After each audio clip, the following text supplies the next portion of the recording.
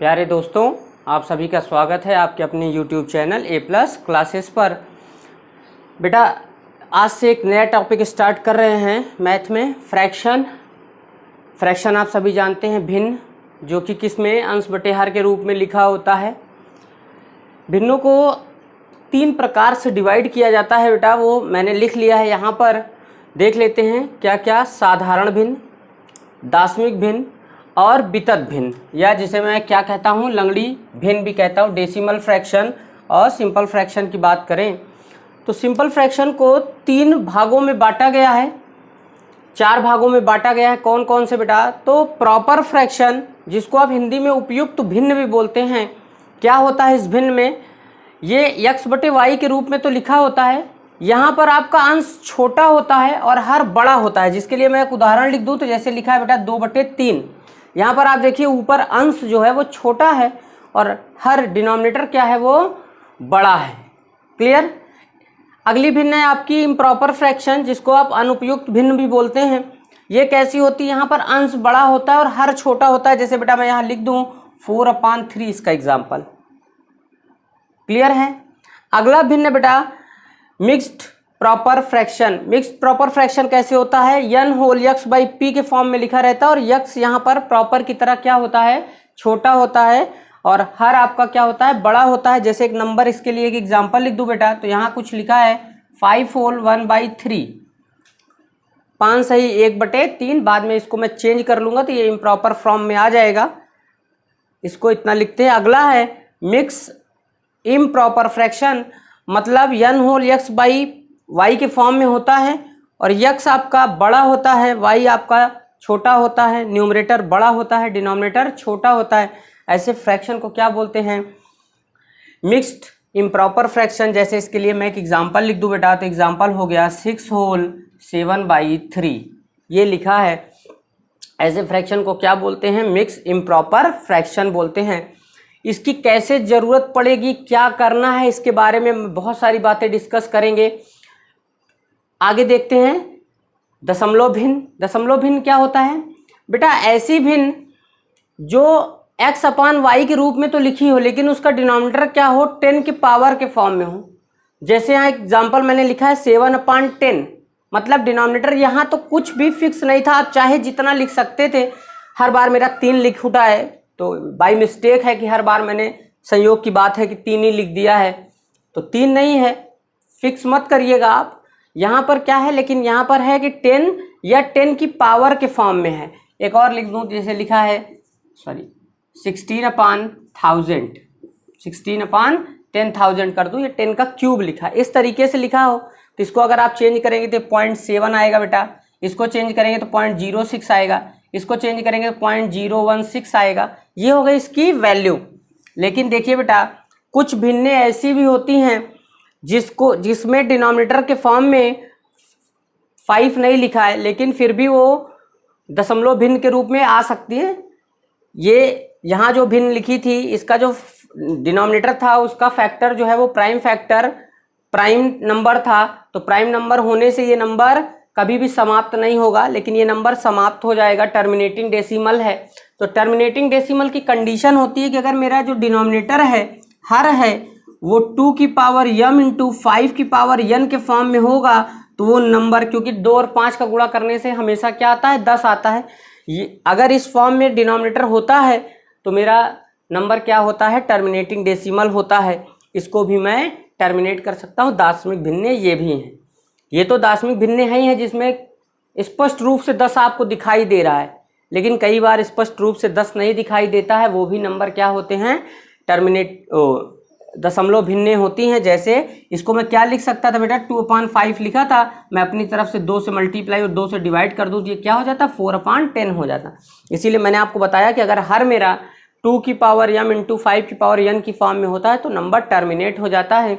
और terminating decimal ज़्यादातर 10 की पावर के फॉर्म में होते हैं।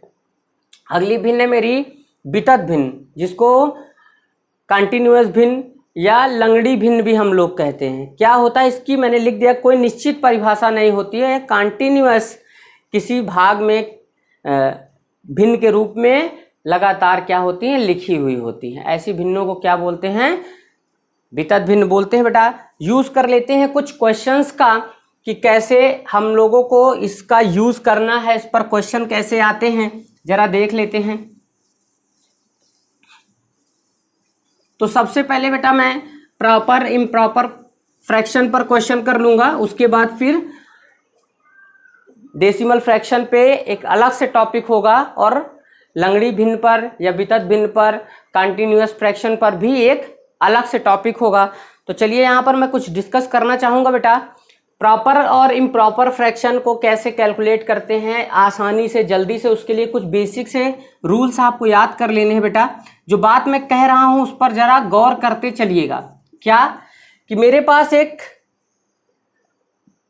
नेचुरल नंबर लिखा है, ठीक है, या इंटीजर कह सकते हैं, इंटीजर लिखा, साथ में एक प्रॉपर फ्रैक्शन लिखा है। दोनों का साइन क्या है बेटा? सेम है। दोनों का साइन क्या है? सेम है।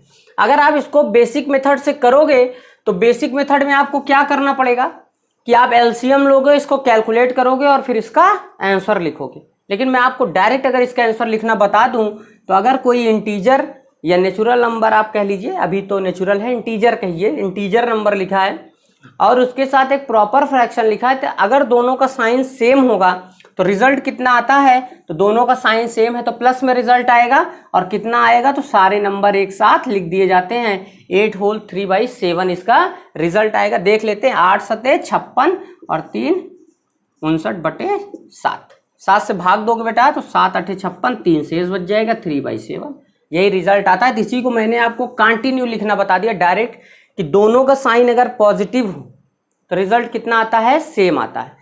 इसी तरीके से अगर दोनों का साइन निगेटिव हो, जैसे यहाँ पे ले लें बेटा -2/5, ये देखिए इंटीजर है निगेटिव और ये भी निगेटिव फ्रैक्शन है, और अगर इसको कैलकुलेट करना है, दोनों का साइन क्या है? निगेटिव है, तो रिजल्ट कितना आता है? तो माइनस टाइम 9 होल 2/5 आएगा।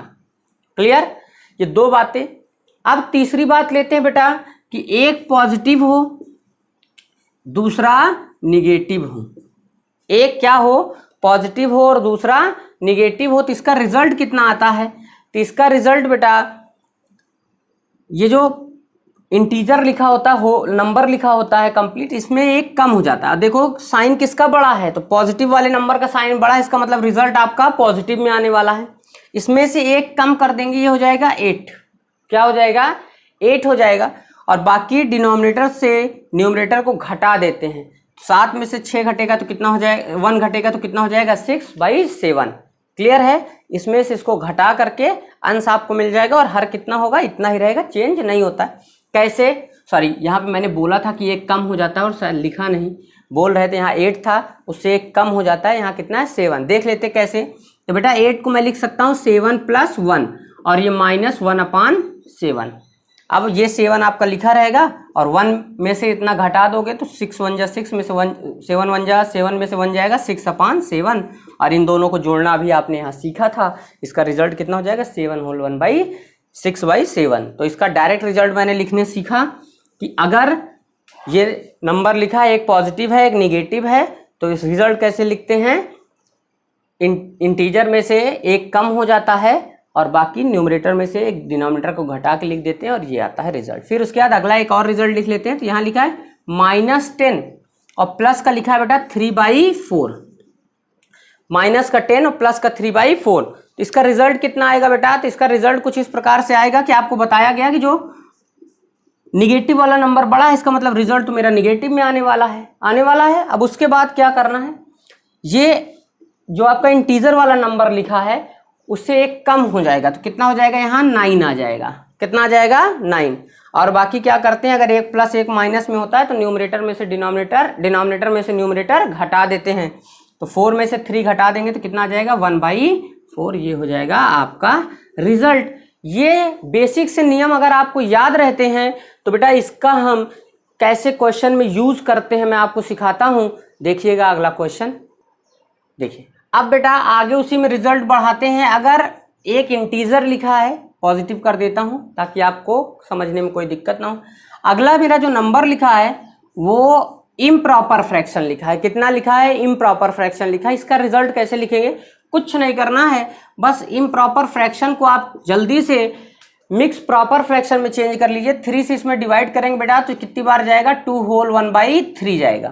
ठीक है, इंटीजर इंटीजर के साथ कैलकुलेट हो जाएगा और फ्रैक्शन फ्रैक्शन, क्योंकि इसको पता है आपको कि इसको मैं कितना लिख सकता हूं, 8 + 2 + 1/3 लिख सकता हूं।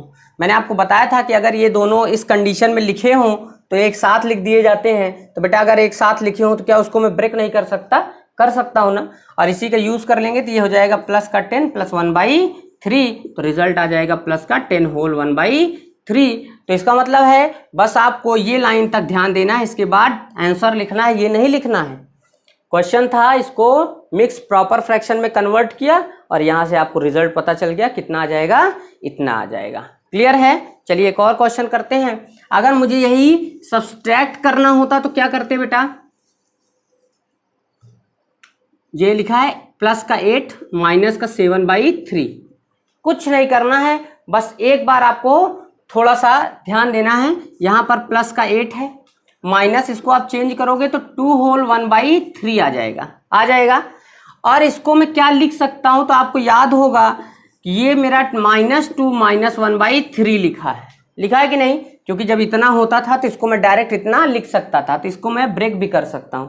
ब्रेक मैंने कर दिया और ये इसके साथ कैलकुलेट हो जाएगा, इंटीजर के साथ, और उसके बाद ये आगे सॉल्व हो जाएगा। तो ये हो जाएगा बेटा 6 - 1/3। अब एक प्लस में है एक माइनस में है, तो रिजल्ट कैसे लिखा जाता है, इंटीजर एक कम हो जाता है। ये नंबर पॉजिटिव था इसलिए आंसर पॉजिटिव में आने वाला है। इसमें से इसको घटा देंगे -2/3, ये हो गया आपका आंसर। तो बेटा यहां से ये स्टेप आपको लिखना नहीं है, आप जान चुके हैं कि पहले तो इंटीजर से इंटीजर कैलकुलेट हो जाएगा, तो 6 में से 2 जाएगा तो कितना बचेगा, 8 में से 2 जाएगा तो कितना बचेगा, 6। और एक इंटीजर और एक फ्रैक्शन को सॉल्व करने में क्या होता है, तो एक कम हो जाता है, तो 6 से एक कम हो गया 5, और इसमें से इसको क्या करते हैं, घटा देते हैं, तो ये हो गया 2/3 आपका।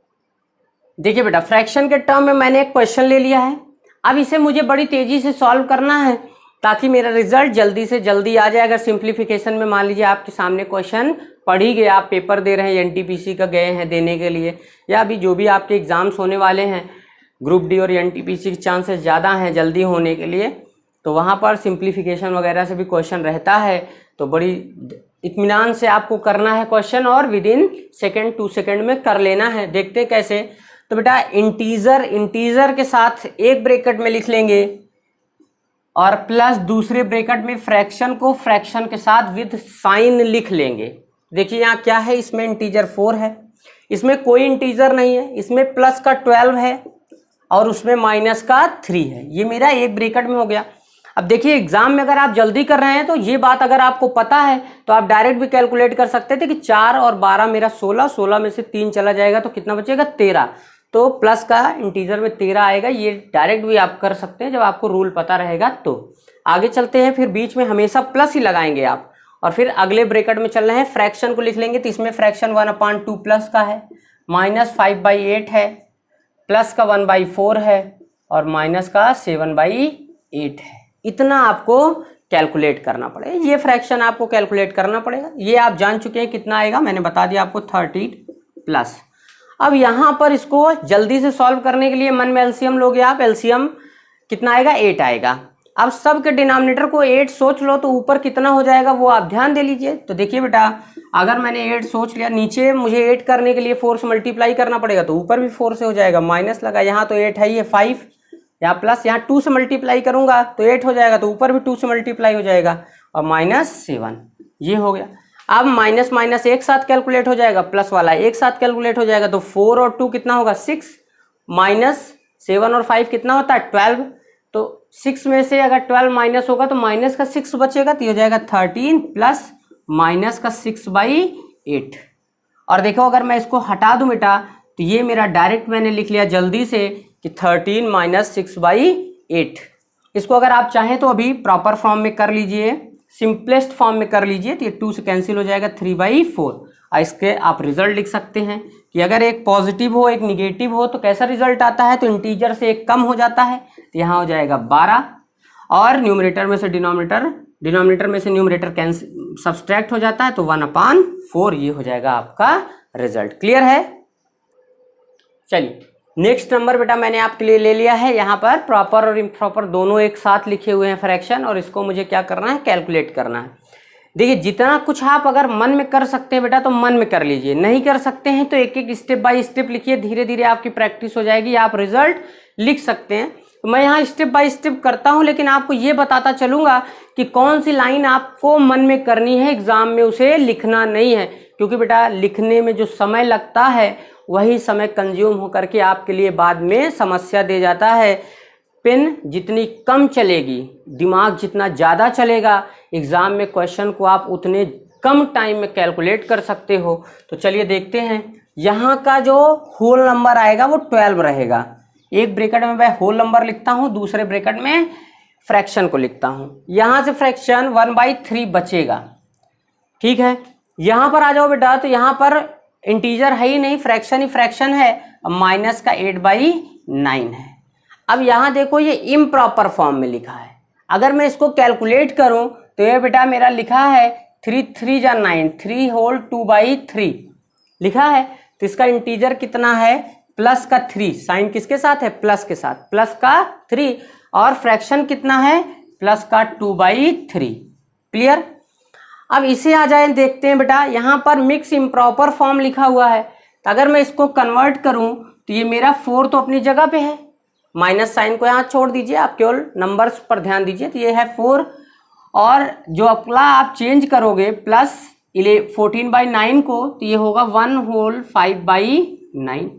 इसका मतलब ये 4 + 1 + 5/9 है कि नहीं है। तो फ्रैक्शन होल नंबर कितना मिल रहा है आपको, 5 मिल रहा है। कितना मिल रहा है, -5, क्योंकि इसके साथ माइनस साइन लगा है, और माइनस साइन लगा है तो, और इंटीजर आपको कितना मिलेगा, -5/9। अब आप कहोगे सर यहाँ प्लस लिखा है, आप माइनस क्यों बोल रहे हैं। बेटा इस पूरे पर बाहर से माइनस से मल्टीप्लाई है, तो सबका साइन क्या होगा, अपोजिट होगा। तो ये माइनस में है, वो भी माइनस में। अब इसको मुझे जल्दी से क्या करना है, कैलकुलेट करना है। तो बेटा 12 में 3 ऐड होगा 15, और 15 में से 5 चला जाएगा तो कितना, 10। प्लस लगा है, प्लस लगा दिया, अंदर वाला कैलकुलेट कर लेंगे ताकि मुझे पता चल जाए कि प्लस में आएगा कि माइनस। एलसीएम ले लूंगा तो कितना आएगा, 9। अब मुझे ये देखना है कि 9 मेरा यह तो आपको पता है कि इससे डिवाइड किया जाता है, जो आता है उससे मल्टीप्लाई करते हैं, लेकिन तेजी से चलिए कि अगर यहाँ 3 की जगह 9 करना हो तो 3 से मल्टीप्लाई होगा, ऊपर भी 3 से मल्टीप्लाई हो जाएगा, 3 माइनस यहाँ 9 है ही है तो 8, प्लस यहाँ भी नीचे 9 करोगे 3 से मल्टीप्लाई तो ऊपर भी 3 से मल्टीप्लाई तो 6 हो जाएगा, -5। इसको बेटा देख लो तो 3 और 6 कितना होता है, 9, और 8 और 5 कितना होता है, 13। तो 13 में से 9 माइनस हो जाएगा तो कितना बचेगा, -4, तो हो जाएगा 10 - 4/9। अब बेटा एक पॉजिटिव नंबर है, एक नेगेटिव नंबर है। इसको अगर फ्रैक्शन में कैलकुलेट करते हैं तो रिजल्ट कैसे लिखा जाता है, तो इंटीजर से कम हो जाता है और डिनोमिनेटर माने हर में से अंश घट जाता है, तो यहाँ कितना जाएगा, 5/9। क्लियर है।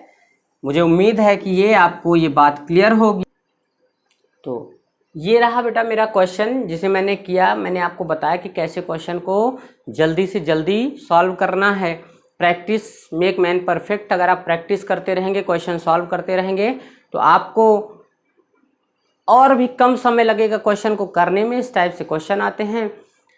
अगला टॉपिक दार्शनिक भिन्न लेकर आएंगे, वहाँ कई प्रकार के क्वेश्चन आते हैं, उनको मैं डिस्कस करूँगा एक तरफ से। तो तब तक के लिए आपको सिंपल फ्रैक्शन के जो भी टर्म्स बताए गए और उससे रिलेटेड क्वेश्चन आप करिए। अगर आपको चैनल पसंद आया हो, बताई गई बातें अच्छी लगी हों, समझ में आया हो, तो सब्सक्रिप्शन बिल्कुल फ्री है। चैनल को सब्सक्राइब करिए, लाइक करिए, शेयर करिए ज़्यादा से ज़्यादा लोगों के साथ। आज के लिए इस वीडियो में इतना ही। Thank you class.